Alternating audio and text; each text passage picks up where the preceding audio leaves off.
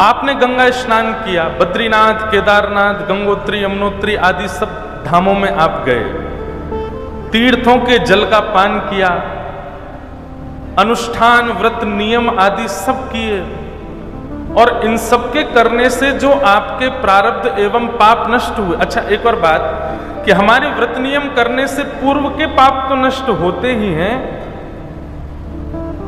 कई बार प्रारब्धों से जीवन में आगे जो आप गलत करने वाले हो वो भी शुद्ध हो जाता है।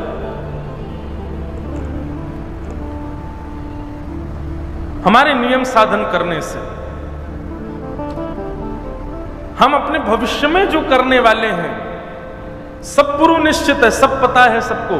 ठाकुर जी ने सब पहले से ही रेखा खींच करके रखी है। अच्छा, एक बात, ठाकुर जी ने ऐसी रेखा नहीं खींची कि भाई ये करते करते करते जब ये 26 साल का होगा तो इससे ये गलत काम करवाना है। नहीं, ठाकुर जी वो नहीं करते हैं। ठाकुर जी एक रेखा खींच देते हैं और 26 साल पर एक डॉट बना देते हैं, बोले कि इस उम्र में इसको एक अवसर मिलेगा कि या तो ये पाप करे या फिर ये पुण्य करे।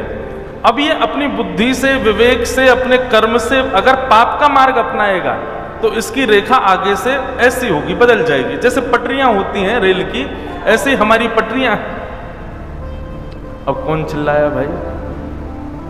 एक बार यहां पीछे जाके बोले आओ, आज कोई छौंक नहीं लगा दे।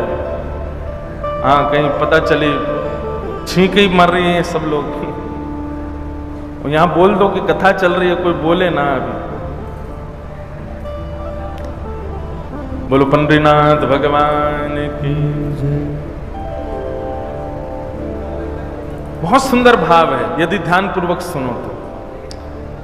कई लोग ऐसा प्रश्न करते हैं कि क्या हमारा जीवन पूरा ठाकुर जी ने नियमित रूप से, ठाकुर जी ने ही सजा करके रखा है, तो हमारी जीवन में घटने वाली हमारे ही द्वारा गलत बात भी ठाकुर जी ने ही डिजाइन करी है कि इससे गलत काम करवाना है।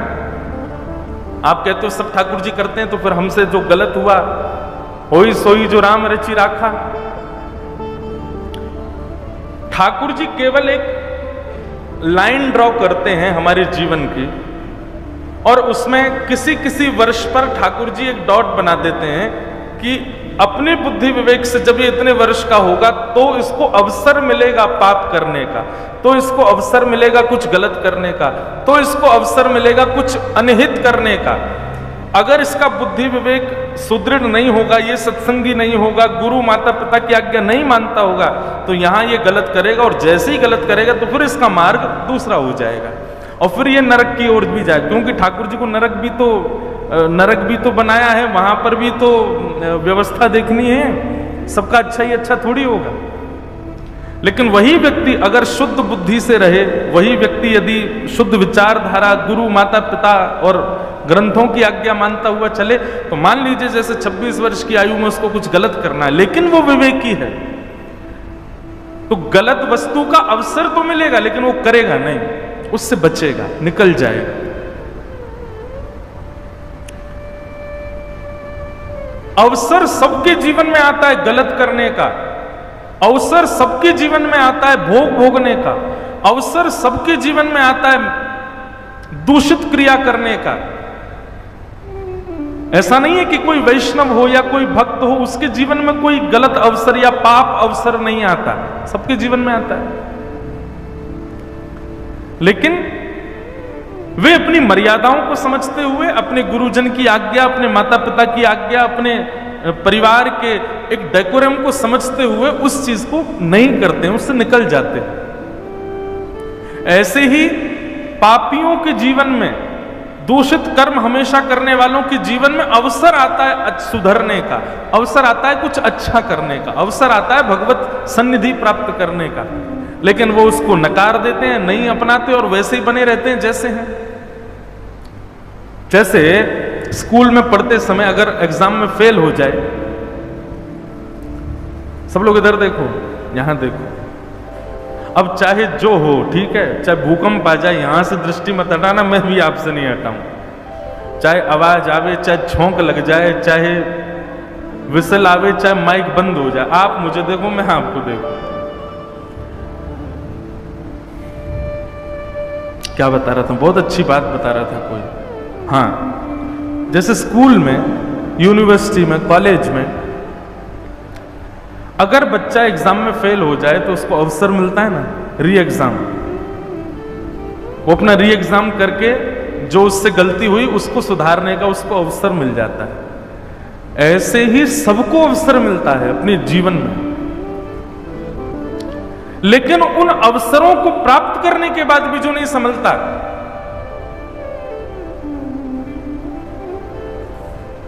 फिर ठाकुर जी उसको नरक भेज ही देते हैं, बोले अब तू वहीं जा। और उसके बाद वो अवसर मांगता रहता है, नाथ अब दे दो, अब नहीं करूंगा। ठाकुर जी कहते अब नहीं, अब अवसर नहीं मिलेगा, अब तो 84 लाखों में भटको, ये करो वो करो, सबसे निवृत्त होकर तब तुमको अवसर मिलेगा। तो श्रीमद् भागवत की कथा श्रवण करने से पाप नष्ट तो होते हैं, हम पापों से निवृत्त तो होते हैं, लेकिन अगर पाप नष्ट निवृत्त होकर के हम भागवत जी श्रवण कर लें, उसके बाद यदि हमने पुनश्च पाप किया या पुनश्च गलत कर्म किया, तो जो नष्ट हुआ था वो तो दोबारा लगेगा ही, और पूर्व में भी जो आप नष्ट कर चुके हो या आगे भी जो आपके नष्ट होने वाले हैं, सब प्रकट हो जाते हैं। इसलिए हम पहले ही प्रार्थना कर देते हैं कि या तो भागवत की कथा सुनिएगा नहीं, और यदि आप सुन रहे हैं और तो व्यास जी ने जो जो बातों को कहा कि ये नहीं करना है, ऐसा करना है, ऐसा करना है, वो भले ही एक बार को छूट जाए, लेकिन जिसके लिए कह दिया गया ऐसा नहीं करना, तो मतलब वो करना ही नहीं है फिर। क्योंकि अगर वो किया तो एक व्यास की वाणी नहीं है, भागवत जी की वाणी है, पाप पुनः प्रकट होकर के आपको लग जाएगा।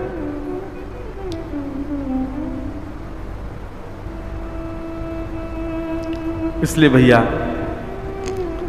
कथा सुनने से, गंगा जी स्नान करने से, चंद्रभागा में स्नान करने से, आषाढ़ी एकादशी के दिन पंडरीनाथ भगवान का दर्शन करने से, कपाट खुलने पर बद्री विशाल भगवान का दर्शन करने से, दीपावली पर लक्ष्मी पूजन करने से, आदि आदि ये जो बातें बताई जाती है ना, इनसे पाप नष्ट होते हैं, हो तो जाते हैं, पर आपका स्वभाव यदि करने का ही है बार बार पाप, तो नष्ट नहीं होते। मूल रूप से तो भैया बात यह है कि इन सब अवसरों पर आप अपने स्वभाव को नष्ट करो गलत करने के, तो पाप नष्ट होता है।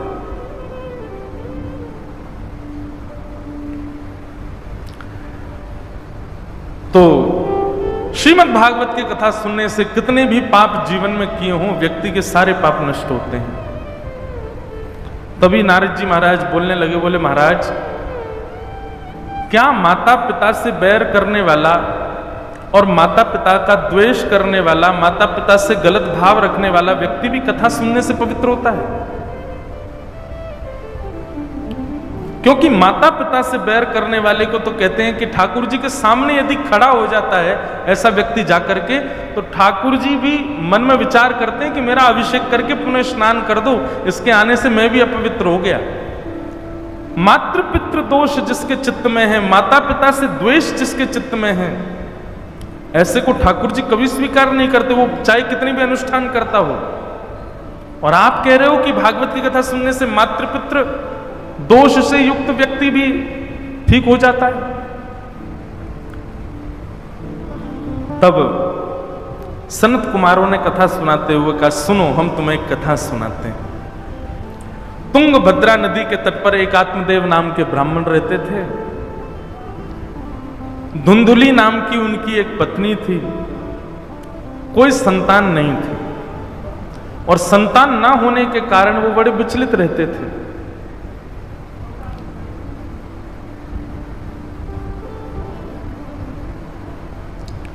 आत्मदेव ब्राह्मण ने मन में विचार किया कि मैं अपने प्राणों का परित्याग कर दूं, बिना संतान के जीवन कैसा।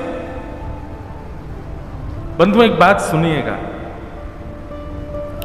जीवन में आपको जो भी मिल रहा है वास्तव में वो आपके लिए उचित है, इसीलिए आपको मिल रहा है। और जो आपको नहीं मिल रहा है इसमें भी यही विचार कीजिए कि वो आपके लिए उचित है कि आपको नहीं मिल रहा है। उसके लिए ज्यादा बेचैन मत होइए। सब्र कीजिए, विश्वास कीजिए, आपके लिए उपयोग होगा तो निश्चित मिलेगा, और आपके लिए उपयोगी नहीं है तो आप कितने भी प्रयास कर लीजिए, नहीं मिलेगा। तो क्यों व्यर्थ जीवन में हम समय गंवाते हैं?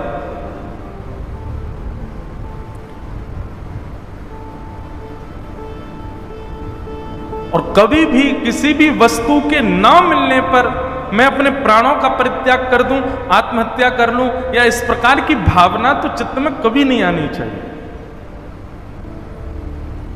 शास्त्र आज्ञा करते हैं, जो व्यक्ति अपने प्राणों का स्वयं त्याग कर देता है, वर्षों के लिए प्रेत योनि में जाना पड़ता है उसको। इसलिए कभी भी जीवन में जो न मिले उससे कभी बेचैन मत होइए, दुखी मत होइए, प्रतीक्षा कीजिए, कुछ और अच्छा आएगा जीवन में, ये निश्चित है। आत्मदेव ब्राह्मण बड़े परेशान थे कि मेरे संतान नहीं है। अपने प्राणों का परित्याग करने के लिए जैसे ही जाने लगे, तभी एक ब्राह्मण उनको मिले और उन्होंने कहा कि आत्मदेव, तुम्हारा नाम आत्मदेव और तुम कर रहे हो अपनी आत्मा की हत्या, और केवल इसलिए कि तुम्हारे संतान नहीं है। अरे ठाकुर जी की कृपा है कि तुमको संतान नहीं है, क्योंकि अगर तुम्हारे यहां संतान योग बनता है तो तुम प्रसन्न नहीं रह पाओगे। आत्मदेव इस बात को सुनकर के और विचलित हो गए, चरणों में गिर गए, बोले नाथ आप तो सब जानते हैं, पर मुझे संतान चाहिए, भले ही उसके बाद मुझे दुख मिल जाए, पर बिना संतान का दुख मुझसे सहा नहीं जाता। आप कृपा करके मुझको संतान प्रदान करो। ब्राह्मण का हृदय बड़ा निर्मल था, उन्होंने आत्मदेव को एक फल दे दिया और कहा कि वैसे तो तुम्हारे संतान है नहीं, लेकिन तुम इतना कह रहे हो तो इस फल को अपनी पत्नी को खिला देना, तुम्हारे घर एक दिव्य संतान जन्म लेगी। आत्मदेव उस फल को लेकर के अपनी पत्नी के पास आए, धुंधुली को वो फल प्रदान किया और 1 वर्ष का एक नियम बताया। सत्यम शौचम दयादानम एक भुक्तुम तु भोजनम वर्षावध स्त्रिया कार्यम तेन पुत्रोति निर्मल। ये 5 नियम वैसे हैं तो बड़े कठिन, लेकिन यदि कोई कर ले तो निश्चित कल्याणकारी है।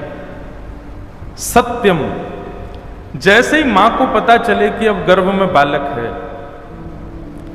वो मजाक में भी झूठ ना बोले उसके बाद। अच्छा, सबसे पहले हमारे शास्त्र आज्ञा करते हैं कि यदि माता पिता के चित्त में ये भाव है कि अब हमारे घर में संतान हो, उससे पहले क्या किया जाए, और वो भगवत भक्त हो। अब संसारी हो उसके लिए ये नियम नहीं है, लेकिन भगवत भक्त हो उसके लिए क्या किया जाए। उसके बाद में ये स्थिति होनी चाहिए कि जो पति और पत्नी हैं, दोनों को हर स्थिति, चाहे वो प्रसाद ग्रहण करें तो भगवान का स्मरण करके करें, कहीं घूमने भी जाएं तो ऐसी जगह पर जाएं जो तीर्थ हो, जो धाम हो, ज्यादा से ज्यादा संतों की वाणी, वैष्णवों की वाणी, सत्संग सुनना प्रारंभ करें।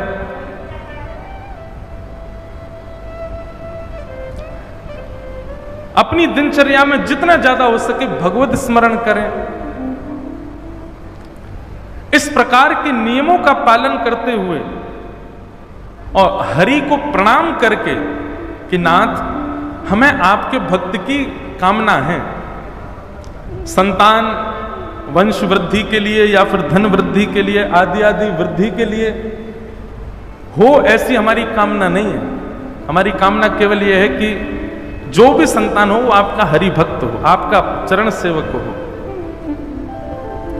ऐसी भावना के साथ गर्भ में बालक आए तो वो भक्त होगा। फिर उसके बाद मां को क्या चाहिए, जब तक बालक गर्भ में है, सत्यम, सबसे पहली बात सत्य का वाचन करे। दूसरी बात शौचम, परम पवित्रता रखे, अपने आसपास भी कोई गंदगी ना रखे।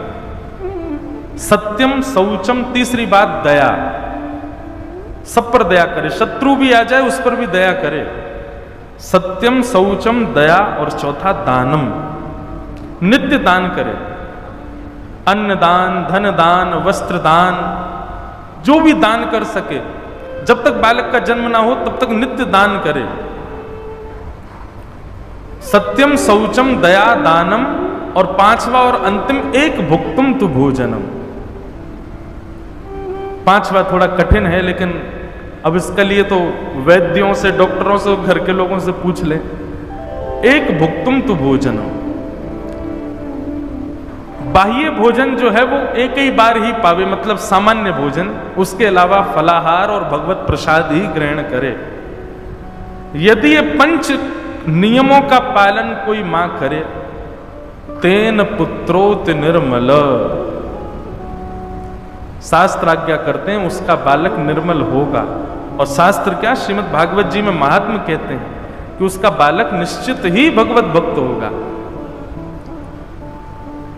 तो संतान गर्भ में धारण से पूर्व हरिस्मरण, हरि चिंतन, हरि प्रसाद ग्रहण, हरि सत्संग श्रवण, इस प्रकार हरि हरि हरि ही चिंतन में चलते रहें। और जब स्थिति ये हो जाएगी अब स्वप्न में भी हरि दिख रहे हैं, वाणी से भी हरि ही निकल रहे हैं, और कुछ सुनने की इच्छा ही नहीं हो रही है, प्रसाद भी हरि का ही पा रहे हैं, तब गर्भ में बालक धारण हो। और उसके बाद जब तक बालक जन्म ना ले तब तक मां का ये नियम होना चाहिए। पंच नियम भागवत में बताए गए, सत्यम, शौचम, दया, दानम, एक भुक्तुम तु भोजनम। अच्छा, यहां पर लिखा है वर्षावधि, और बालक गर्भ में रहता है 9 महीने, 8 महीने, तो यहां वर्ष क्यों लिखा, 12 महीने क्यों लिखे? तो बोले कि भाई जब मां के हृदय में ये भाव आए कि अब भगवत भक्त बालक गर्भ में होना चाहिए, तब से ही नियम प्रारंभ कर दे। उस नियम के मध्य में ही बालक गर्भ में आएगा, ऐसा भाव है। इसलिए वर्षावधि लिखा है, 1 महीने, एक वर्ष तक। इस नियम को प्रारंभ कर दे बस, और फिर जब तक बालक जन्म ला ले तब तक यही नियम रखे अपना, उनका बालक निर्मल भक्त होगा। श्री नामदेव जी जैसा, श्री तुकाराम जी जैसा, श्री भक्त प्रहलाद जैसा, ध्रुव जैसा, स्वामी विवेकानंद जैसा। निश्चित ही संसार में जितनी भी भगवत भक्त हैं, उनकी मां का अगर आप जीवन देखेंगे, माता पिता का जीवन देखेंगे, और पिता का तो भले ही मत भी देखो, लेकिन मां का देखोगे तो निश्चित ही निर्मल रहा होगा, तभी उसके गर्भ से ऐसा भगवत भक्त हो सकता है।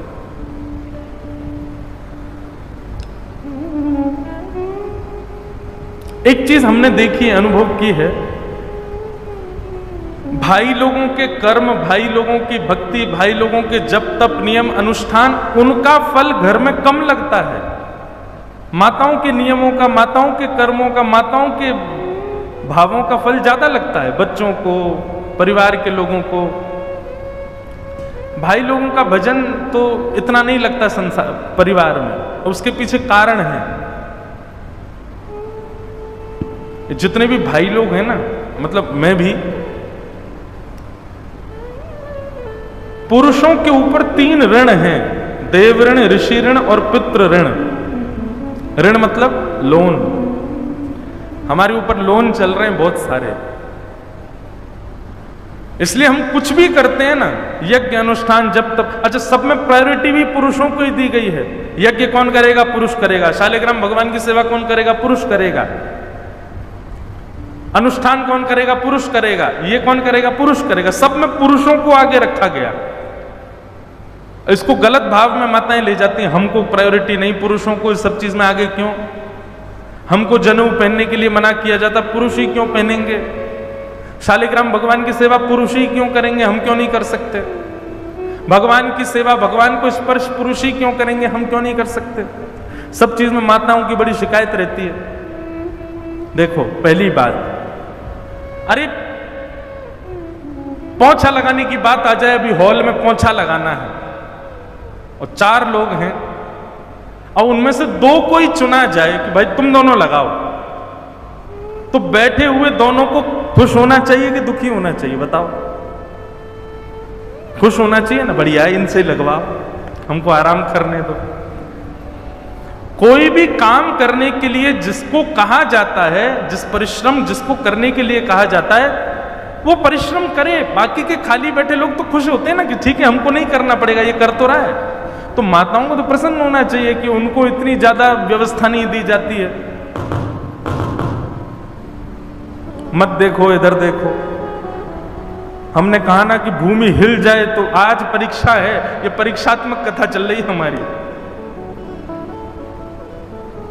अब की बार मैया जोर का बम ब्लास्ट भी हो तो भी मत देखना, होने दो, हमें कोई फर्क नहीं, हम तो कथा सुन रहे हैं।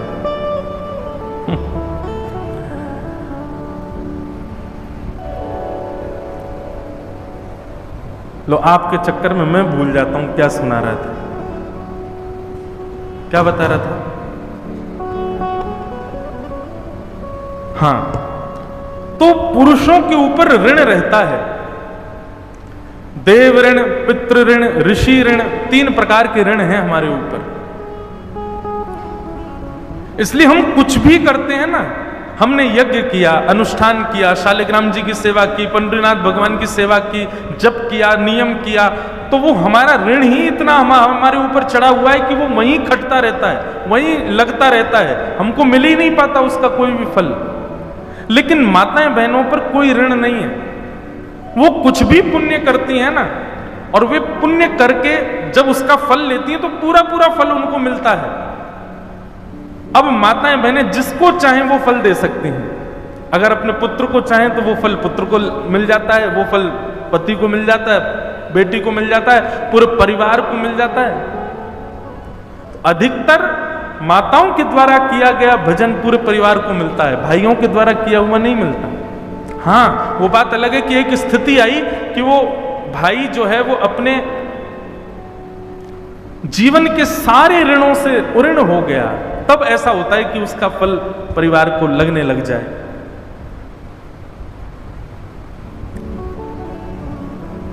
पंडरीनाथ भगवान के एक भक्त हुए,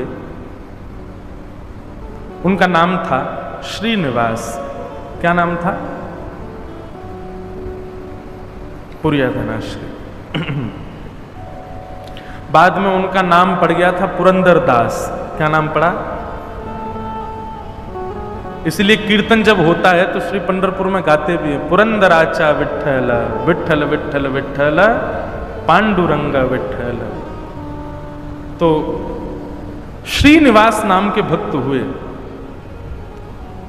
कर्नाटक में।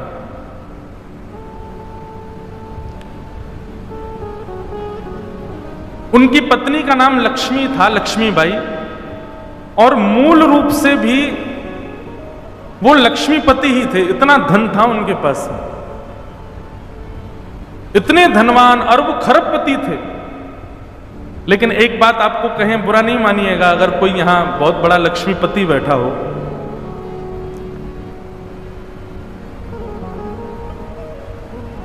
लक्ष्मी जिनके पास अधिक मात्रा में आ जाती है ना, 99% ऐसा होता है कि वो यज्ञ में निष्ठा रखेंगे, वो अनुष्ठानों में निष्ठा रखेंगे, वो इस प्रकार के क्रियाकलाप खूब करा देंगे, लेकिन उनके चित्त में भाव की कमी होती है, भाव उतना नहीं होता। प्रेम लक्षणा भक्ति धनवान को नहीं मिलती, ये क्षमा करें।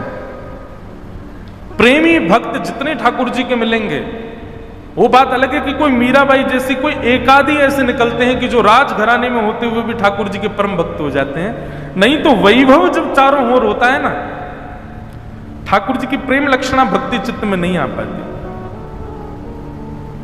तो श्रीनिवास जी बहुत धनवान थे, लेकिन बिल्कुल भी दान नहीं करते थे, पुण्य नहीं करते थे, बिल्कुल भी किसी को धन देते नहीं थे, महाकंजूस थे। लेकिन उनकी पत्नी जो थी वो परम भक्ता, परम वैष्णवी। पत्नी की भक्ति से ठाकुर जी के चित्त में आया कि ये इतनी भक्ता है तो इसका पति भी भक्त होना चाहिए। यही बात मैं बताना चाहता हूं कि जब मां भक्त होती है तो पुत्र के ऊपर मां के भक्ति के प्रभाव से पुत्र में वो अंश आ जाते हैं भक्ति के, और वो ठाकुर जी प्रदान करते हैं। पत्नी की भक्ति से कई बार पति भक्त हो जाता है। माताओं की भक्ति लगती है पूरे परिवार को। तो श्रीनिवास जी की जो पत्नी है लक्ष्मीबाई, वो बड़ी भक्त है, पर श्रीनिवास जी धनवान तो खूब हैं पर दान पुण्य कुछ नहीं करते।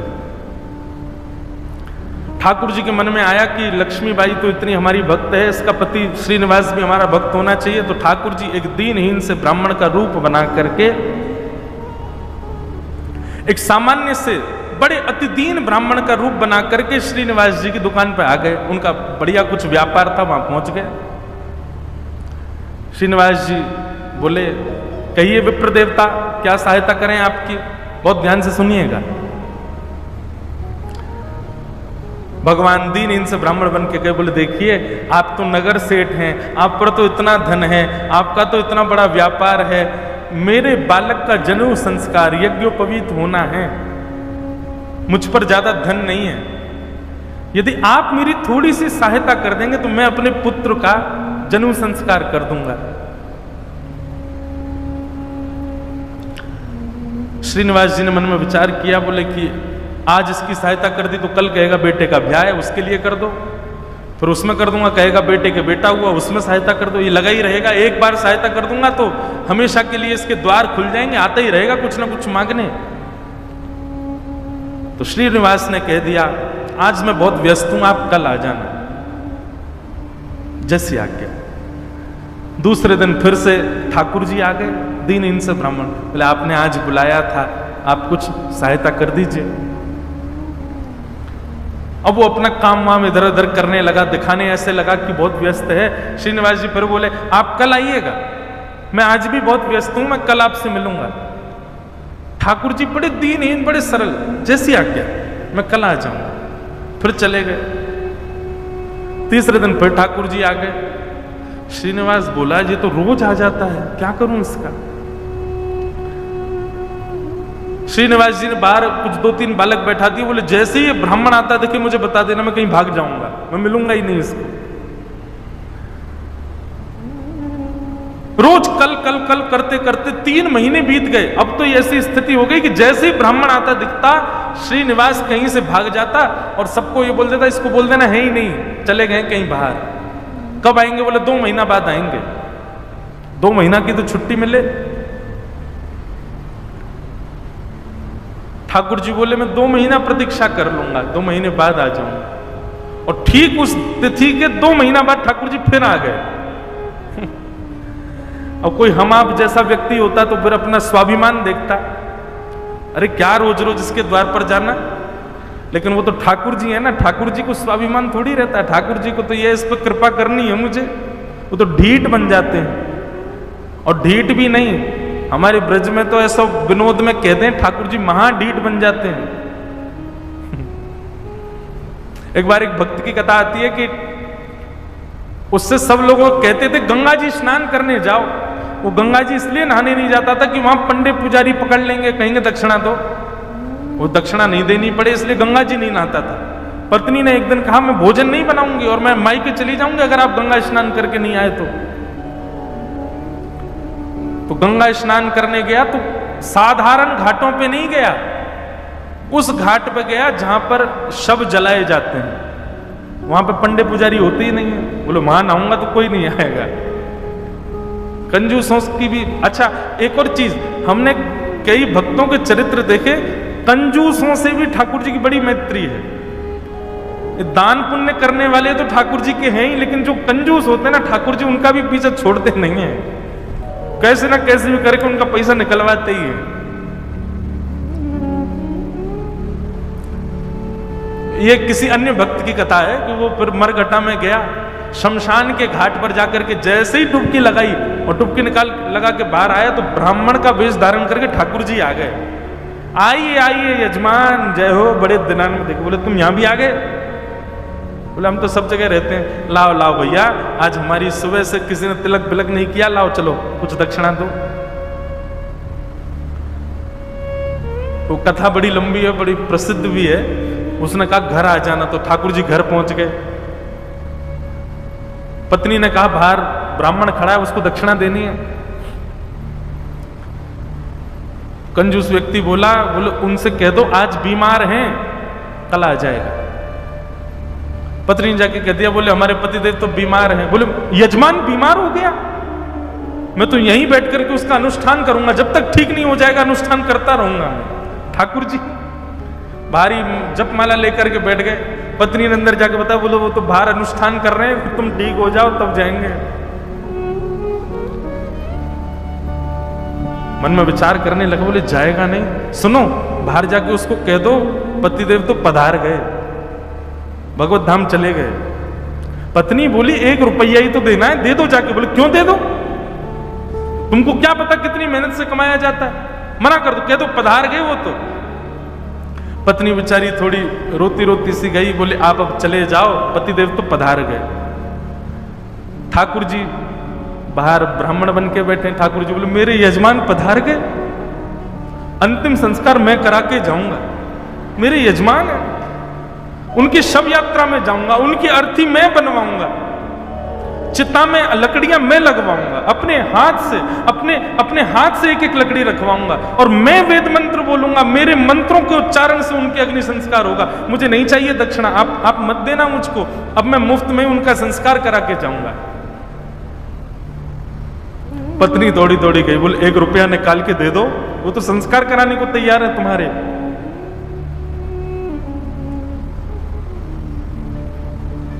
कंजूस बोला सुनो एक काम करो, अर्थी लगाओ तुम, और अर्थी बंधवा करके लेट गया। बोले चुपचाप बस ले चलो, थोड़ी दूर तक चलेगा फिर वो चला ही जाएगा, जब दिख जाएगा ना कि हाँ ये वास्तव में मर गया है तो कुछ नहीं मांगेगा। महाराज अर्थी पर चढ़ गया, राम नाम सत्य बुलवाता हुआ जा रहा है शमशान, लेकिन 1 रुपया नहीं दे रहा है। ठाकुर जी भी चल रहे, बोले तू ढीठ है मैं महाढीठ हूं, मैं भी लेके ही जाऊंगा। शमशान पहुंच गए, वहां पर चिता बन गई, चिता में शव को रख दिया। उसका छोटा बच्चा वो अपने पिता के पास जाकर, पिताजी दे दीजिए ना, वो यहीं खड़ा है वेद मंत्र बोल रहा है, आपके सारे तो पिंडदान करवा दिए उसने, अब दे दीजिए उसको। बोले तू कुछ मत कर, तू परिक्रमा लगा के चिता में अग्नि लगा, जैसे ही थोड़ी अग्नि प्रज्वलित होगी चला जाएगा, मैं उठ के बाहर आ जाऊंगा। बालक ने जैसी चिता में अग्नि लगाई, चिता जलने लगी। ठाकुर जी के मन में विचार आया, बोले भैया भगत मैं हारा तू जीता, तू निकल के बाहर आ। तुरंत उसका हाथ पकड़ करके खींचा और ठाकुर जी अपने रूप में प्रकट हो गए। वाह भाई तेरी कंजूसाई पर हम तेरे पर न्यौछावर हो गए, वाह ऐसी कंजूसाई।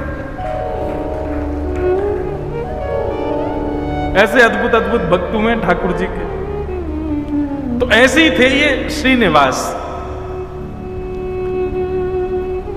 6 महीना तक ब्राह्मण को लटकाए रखा, लेकिन उसको पैसा नहीं दिया।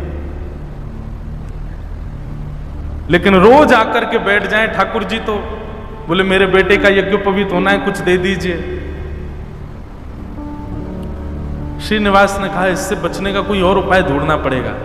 और उसने क्या किया, खोटे सिक्के जो कहीं नहीं चलते, खोटे सिक्के, पुराने सिक्के जो जिनका कहीं अस्तित्व नहीं है, जिनको कोई लेता तक नहीं है, उनकी 2 थैलियां बना करके, 2 पोटलियां बना करके रखी। और आज जैसे ही भगवान आए तो दोनों पोटलियां उनके हाथ में थमा दी। बोले ये लो पैसा, तुमने मांगा मैंने दिया, अब कल से मत आना यहां पर। ठाकुर जी तो सब जानते हैं, अंतर्यामी। भगवान ने जैसे ही देखा, कहा बोले ये तो खोटे सिक्के हैं, ये तो कहीं चलेंगे ही नहीं, इनका तो कोई प्रयोग ही नहीं होगा। बोले देखो बात हुई थी धन देने की, धन मैंने दे दिया, अब खोटा दूं अच्छा दूं ये मेरे ऊपर है। तुम मंगता हो, मैं दानी हूं, मैं चाहे जो दूं, तुम मना नहीं कर सकते, लेके जाओ इनको। ठाकुर जी बोले कृपा तो इस पर मुझे करनी है, चाहे जो हो जाए। ठाकुर जी चुपचाप श्रीनिवास के घर पहुंच गए। और घर जाकर के उनको पता था कि पत्नी परम भक्ता है। उसके आगे जाकर के ठाकुर जी तो रोने लगे और रोते रोते बोले 6 महीना से श्रीनिवास जी मुझको रोज बोल देते हैं कल आओ कल आओ कल आओ, और 6 महीना बाद आज मुझको ये फूटी हुई कौड़ियां दे दी हैं, खोटे सिक्के दे दिए, कहीं नहीं चलेंगे, मैं अपने पुत्र का कैसे करूं यज्ञोपवीत संस्कार। और वो तो परम भक्ता थी, उसका हृदय तो इतना द्रवित हो गया, इतनी व्याकुल हो गई, क्या करूं, मेरे द्वार पर ब्राह्मण देवता मांगने के लिए आए हैं और 6 महीना से परेशान ब्राह्मण देवता हैं। तुरंत दौड़ करके भीतर गई और अपनी अलमारी के अंदर से उनके पिता ने एक सुंदर नासिका में पहनने वाला एक क्या बोलते हैं उसको, नथनी, वो नथनी उनको दी थी, जिसकी कीमत हजारों लाखों में थी उस समय पर। मतलब कि अगर उसको बेच दिया जाए तो खूब सारा धन लिया जा सकता था, इतनी महंगी।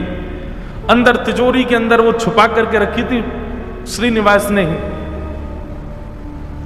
तुरंत वो तिजोरी से निकाल करके और अपनी जो नथनी थी ब्राह्मण देवता को प्रदान कर दी। बोले आप इसको ले जाइए और आप अपने पुत्र का बड़े प्रेम से आनंद से यज्ञोपवीत संस्कार करो। ठाकुर जी तो बड़े प्रसन्न हो गए। ठाकुर जी उस नथनी को लेकर के सीधे श्रीनिवास की दुकान पे ही गए और दुकान पे जाके बोले देखो आपने तो खोटे सिक्के दिए, उनसे तो कोई काम बन नहीं रहा, अब मुझे एक दानी ने एक स्वर्ण की सामग्री दी है, आप उसको गिरवी रख करके मुझे 100 सोने की मोहर दे दो। श्रीनिवास बोला दिखाओ क्या दिया है। तो जैसे ही वो नथनी दी, वो नथनी तो देखते ही वो समझ गया ये तो मेरी पत्नी की है। उसने घुमा घुमा करके देखा और उसने मन में आया, बोले पत्नी है भी ऐसी, बड़ी सीधी है, भोली है, भक्त है, ये जरूर घर जा करके रोया होगा और उसने इसको निकाल, लेकिन उसने मुझसे पूछे बिना दे दी।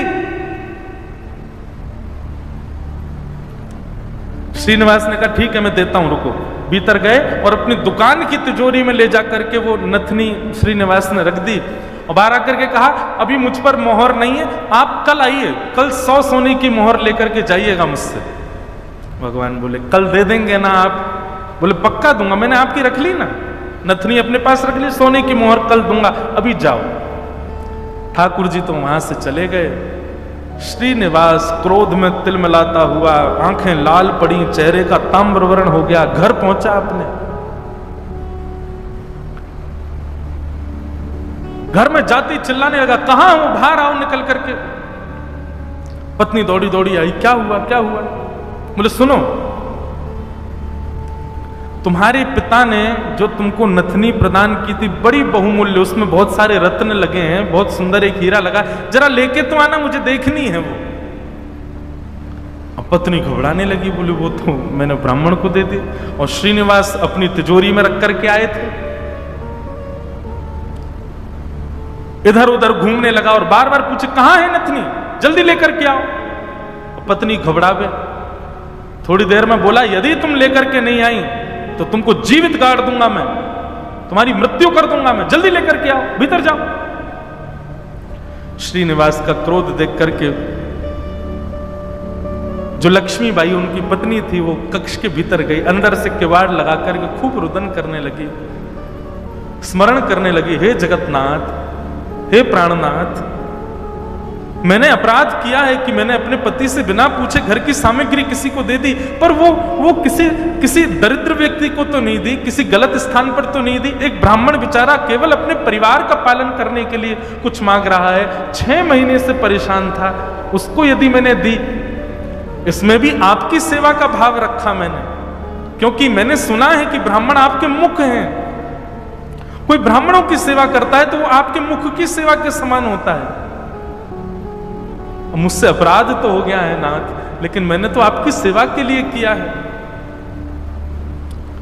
मेरे प्राण तो आज निकल जाएंगे, पति मुझे मेरे जीवित छोड़ेंगे नहीं,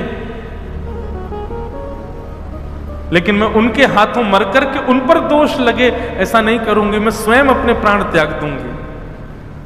और उन्होंने तभी वहां कक्ष में कुछ ऐसी सामग्री थी, उससे विष लेकर के एक कटोरी में और पीना चाहा और अंत समय में बस एक भावना रखी, हे मेरे ठाकुर जी, केवल आप उस ब्राह्मण को सुरक्षित रखिएगा, उसके परिवार को सुरक्षित रखिएगा, कहीं ये लड़ते झगड़ते उसके ऊपर आक्षेप ना डाल दें, उसके ऊपर कोई कष्ट ना दे दें, उसके बालक का अच्छे से यज्ञोपवीत संस्कार हो जाए।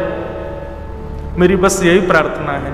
मैं प्राण इसलिए नहीं त्याग रही हूं कि मेरे साथ कुछ गलत हुआ, कुछ अन्याय हुआ, मैं प्राण इसलिए त्याग रही हूं नाथ कि कहीं मेरे पति के ऊपर कोई आक्षेप ना लगा दे, और आप नाथ कृपा करना, मेरे तो प्राण निकल जाएंगे पर मेरे जीवन की शेष भक्ति जो है मेरे पति के जीवन में आ जाए।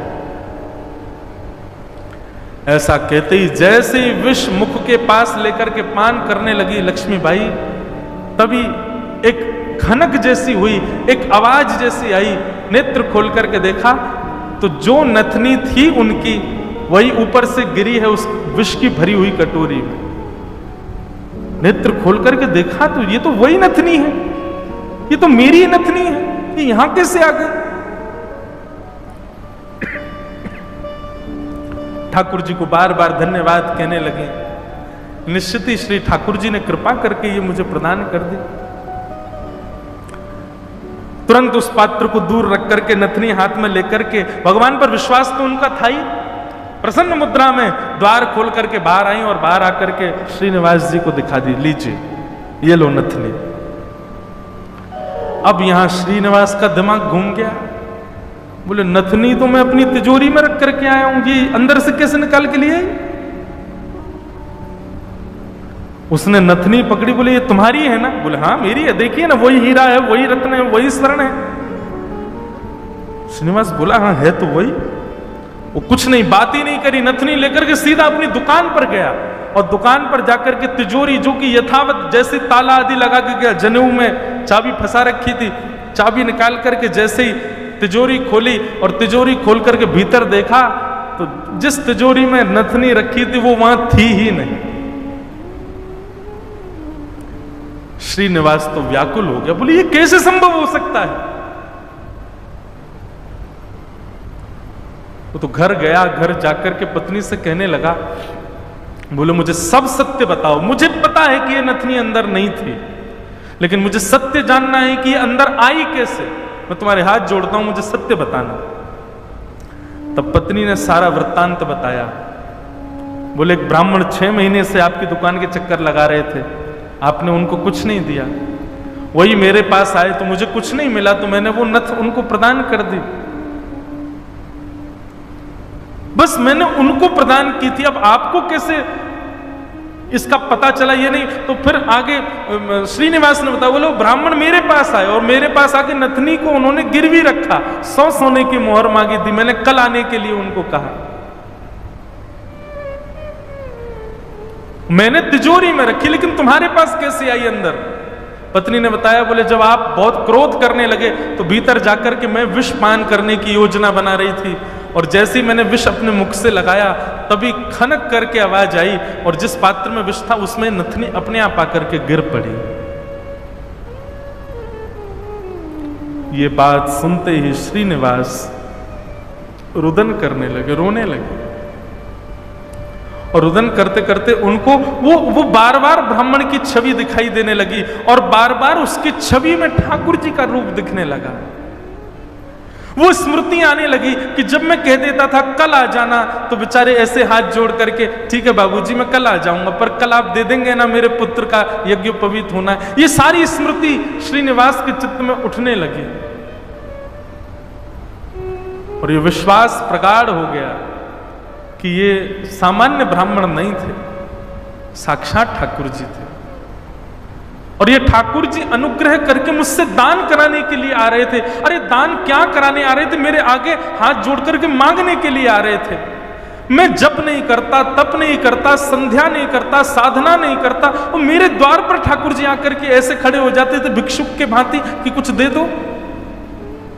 मैंने ठाकुर जी को भिक्षुक बनाया, मैंने ठाकुर जी को प्रतीक्षा करवाई, मैंने ठाकुर जी को टालता रहा।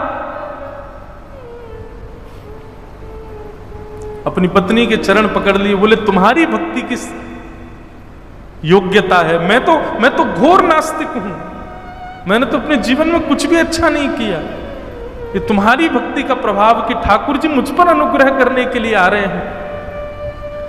मैंने ठाकुर जी को टहलाया, मैंने ठाकुर जी से प्रतीक्षा करवाई, मैंने ठाकुर जी को इतना कष्ट दिया इस संपत्ति के लिए, इस धन के लिए। तुरंत हाथ में जल लेकर के, अक्षत लेकर के, दक्षिणा रख करके अपनी पत्नी से कहा तुम भी हाथ रखो, और दोनों ने हाथ में हाथ रख करके अपनी संपूर्ण संपत्ति, जितनी संपत्ति है, दुकान, मकान, बगान, जो कुछ भी था उनके पास में, सबको संकल्पित करके कृष्णार्पणमस्तु, हम सब ठाकुर जी को अर्पित करते हैं। इस संपत्ति के चक्कर में मैंने ठाकुर जी से प्रतीक्षा करवाई, इस संपत्ति के आगे मैंने ठाकुर जी को इतना कष्ट दिया। और उसी दिन से ही श्रीनिवास की स्थिति ऐसी हो गई कि अपना जितना धन था धीरे धीरे धीरे धीरे करके ब्राह्मणों में, संतों में, वैष्णवों में, अयोग्यों में, गरीब कन्याओं के विवाह में, गरीब बालकों की पढ़ाई में करते करते करते करते एक तो होता है कि इतना खर्च करें कि हमारा घर भी चले, पर नहीं, श्रीनिवास की तो ऐसी स्थिति हो गई कि अब वो कुछ रखते ही नहीं है अपने पास। अपनी दुकान भी बेच दी, अपनी सारी संपत्ति बेच दी, एक दिन अपना घर भी बेच दिया। परिवार के लोग धीरे धीरे कोसते कोसते दूर होने लगे। अरे क्या बुद्धि हो गई तुम्हारी, सब बेच दिया। सबको ठाकुर जी की सेवा और ठाकुर जी के जनों की सेवा में लगा दिया। एक फूटी कौड़ी भी अपने पास नहीं रखी। बोले कि नहीं, इसकी वजह से मैंने ठाकुर जी को श्रमित कराया, मैं इसको कैसे रख सकता हूं। और सब छोड़ करके, सब त्याग करके पत्नी ने कहा अब हमारे पास कुछ भी नहीं है, रहने के लिए घर भी नहीं है, भोजन करने के लिए अन्न भी नहीं है, पहनने के लिए वस्त्र भी नहीं है, अब हम क्या करें। बोले अब पकड़ो मेरा हाथ, अब हमने सब छोड़ दिया, क्योंकि अब तक सबको अपना माना था, पर अब हमारे नाथ, हमारे स्वामी श्री पंडरीनाथ हैं, श्री विट्ठल भगवान हैं, चलो उन्हीं की शरण में, चलो उन्हीं के नगर में, वही खिलाएंगे, वही रिलाएंगे, वही सब करेंगे हमारी व्यवस्था। और श्रीनिवास अपनी पत्नी के साथ पंढरपुर आ गए हमेशा के लिए। यहां आकर के उन्होंने दिव्य एक संत थे, उनसे गुरु दीक्षा ली, और गुरु दीक्षा लेने के बाद केवल एक ही उनका काम, दिन में जाना और जाकर के श्री पंडरीनाथ भगवान का दर्शन करना और पूरे दिन यहाँ के वैष्णवों का दर्शन, उनकी सेवा करना, यही उनका काम। दीक्षा के बाद गुरुदेव ने उनको दूसरा नाम प्रदान कर दिया। दीक्षा में एक नाम दिया जाता है, और अब तक उनका नाम श्रीनिवास था, अब उनका नाम पुरंदर दास हो गया।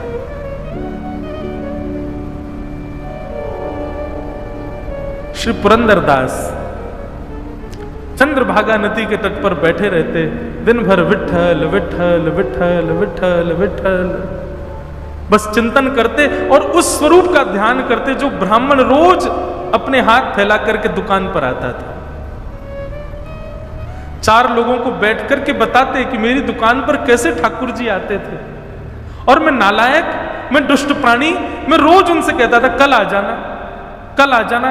अरे मैंने कितना बुरा किया, लोग खड़े करके दिखवाता था, दूर से दिख जाते थे तो मैं भाग जाता था। मेरे द्वार पर साक्षात जगन्नाथ आते थे और मैं उनके साथ ऐसी लीला करता था, ऐसा कपट करता था। उस कपट का ही दंड दे रहा हूं खुद को। और उसी स्थिति में रहते रहते रहते रहते श्री पुरंदर दास जी एक कवि के रूप में निर्मित हो गए और ठाकुर जी की सुंदर सुंदर रचनाएं लिखने लगे, सुंदर सुंदर पदावली, सुंदर सुंदर भाव। लेकिन पुरंदर दास जी का यह भाव है कि वो अधिकतर रचनाएं कन्नड़ भाषा में ही लिखते थे और सुंदर रचनाएं करके श्री पंडरीनाथ भगवान को सुनाया करते थे। पंढरपुर आने वाले भक्त पुरंदर दास जी की रचनाएं सुनकर के आनंदित हो जाते थे और श्री पंडरीनाथ भगवान के सन्मुख कीर्तनकार जा जा करके उस रचनाओं को गाया करते थे। इस प्रकार पुरंदर दास जी अपना जीवन शेष समय एक कवि के भांति भगवान लीला चिंतन करते करते उन्होंने ठाकुर जी के श्री चरणों में अपने प्राणों का परित्याग कर दिया। कहने का अभिप्राय,